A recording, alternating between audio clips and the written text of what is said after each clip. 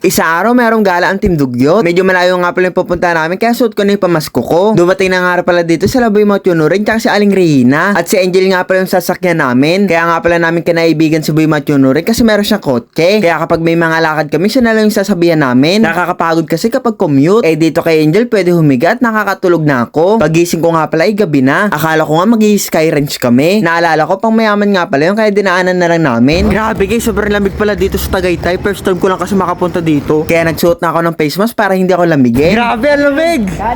Nilalamig ako. Ganito pala dito sa Tagaytay, sobrang lamig kapag gabi. Sa sobrang lamig, hindi natigil si Boy Ubo kakaubo. Ito nga pala yung pinuntahan namin, Iways Grill. Grabe, minsan lang ako makakain sa yayamaning restaurant. Sayang nga guys, kasi gabi kami nakapunta dito. Kaya yung mga nakikita namin, mga ilaw na lang. Ang ganda nga pala ng mga ilaw dito, parang stars. Binigyan na nga pala kami ng menu. Kaya tumingin muna ako ng o-orderin namin. Tapos guys, pagkita ko nga pala sa presyo, tumirik yung mata ko. Share ko nga rin pala guys, sa sobrang sikat namin. Nirentahan na namin buong restaurant. Kaya wala kayong makikitang tao ngayon. Habang nag-aantay nga pala kami ng order dito, lumabas muna ako. Meron kasi nagpapabili sa akin ng buko pie. Masarap daw kasi ang buko pie dito sa Laguna. Kaso kahit taga Laguna ako, hindi pa ako nakakain ng buko pie. Kaya sa mga taga Laguna dyan, baka naman. Bibili sana ako kaso sarado. Ngayon naman guys, titikman ko kung anong lasa ng tubig ng Tagaytay. Kasi syempre yung mga tao dito sa Tagaytay, yung mga mayayaman. Kaya sa wakas natikman ko yung tubig nila. Wala naman yung special, lasang tubig lang. Tapos guys, si Kuya Dugs nga pala, iniinggit niya ako kasi meron daw siyang kanin. Kaso guys, pagbukas niya, panis na yung kanin niya. Amoy kahapon pa kasi. Hindi ko lang alam kung kakainin ba niya yun. Tapos mga 5 minutes, nandito na yung order namin. Ang sarap pala maging VIP. Ito nga pala yung order namin, chop suey. Syempre kapag pupunta ka ng Tagaytay, hindi mawawala ang bulalo. At syempre, sinubukan na namin yung sisig. Grabe yung lasa nito kumpara sa tabi-tabi. At syempre, Bicol Express. Bakit hindi Tagaytay Express? At syempre, Chibugan na. Kumuha na ako ng maraming kanin. Pati nga yung kanin dito, quality. Yung presyo kasi makakabili ka na ng 1 kilo. Hindi nga pala ako sugapa pero kumuha na ako ng bawat ulam. Mahirap na, nandyan si Kuya Dugs, ang dami niya kumuha ng ulam. At syempre, sinulit ko na yung bawat kuha ko. Once in a lifetime lang to, kaya dinamihan ko na. Ang pinaka-focus ko nga pala dito yung bulalo. Kasi guys, yung sabaw pa lang nito, ulam na. Sa buong buhay ko, bilang lang sa daliri, kung ilang beses lang ako kumain ng bulalo. Dahil minsan lang kami magpakasarap. Sulit na sulit ang pagkain ng Team Dugyot sa labas. Para sa amin, malaki na yung binitawan naming pera. Para makakain lang dito. Ang pagkain nga pala namin dito, hati-hati kami sa babayaran. Kaya hindi masyado masakit sa bulsa. Kaso guys, meron naghaharutan dito. Ang bastos na kain ako sa harapan nila, eh di sana all. Si Boy Ubo, kada subo niya na ubo. Tapos nakita ko yung pinggan niya, ubos na ubos. Tapos yung pinggan ko, hindi pa nababawasan kasi hindi pa ako nakapag-umpisa. Kaya first bite, heaven. Grabe guys, hindi ko na-expect talaga na makakain ako sa ganito mamahaling restaurant. Kasi dati ang Team Dugyot hanggang Jollibee lang. Pero ngayon, sheesh! Sana habang buhay ganito. Kaso isang pangarap na lang yun. Guys, tignan nyo nga pala yung pinagkainan ko. Grabe, parang buffet yung pinuntahan ko kumpara sa kanila. Kasi yung pinggan nila sobrang linis. Kaya ngayon pa lang, sorry sa manners ko. Parang kakagaling ko lang kasi sa bundok. Pero guys, para sa akin, normal lang to. Kayo guys, sa tingin nyo, normal ba to?